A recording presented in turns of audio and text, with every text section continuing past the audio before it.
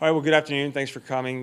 So just before noon on May 26th, deputies responded to a home on Toby Court in East Orlando in reference to a 911 call about a shooting. When they arrived, they found 26-year-old Reggie Mabry on the ground with an apparent gunshot wound. His wife, Marie Ayala, was conducting CPR until the first responders transported Reggie to the hospital, where he was pronounced deceased. 3 children, ages 5, 2, and 5 months old, were in the home, but were not injured, thankfully. Our homicide detectives responded to the scene, and it was initially thought, based on the evidence, that this could be a suicide, but we investigate all deaths. Detectives learned at the hospital that Reggie Mabry was actually shot in the back, and at the scene, the 5-year-old told the authorities it was his 2-year-old brother who shot their father.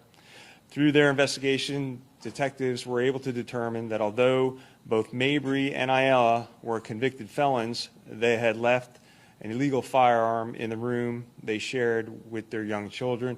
It's important to note that both Mabry and Ayala were on probation for child neglect and for narcotics charges. The gun was not properly stored. In fact, it was easily accessible, even to a 2-year-old.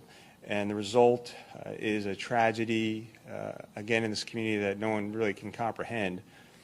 Marie Ayala has been arrested and charged with manslaughter by culpable negligence, possession of a firearm by a convicted felon, possession of ammunition by a convicted felon, and violation of probation. So I can't emphasize strongly enough that our guns need to be secured and kept out of the hands and away from children at all times. Gun owners that do not properly secure their firearms are just one split second away from one of these tragedies happening in their homes. Now these young children have effectively lost both of their parents. Their father is dead, their mother is in jail, and a young child has to live their life knowing that he shot his father. These tragedies are 100% preventable.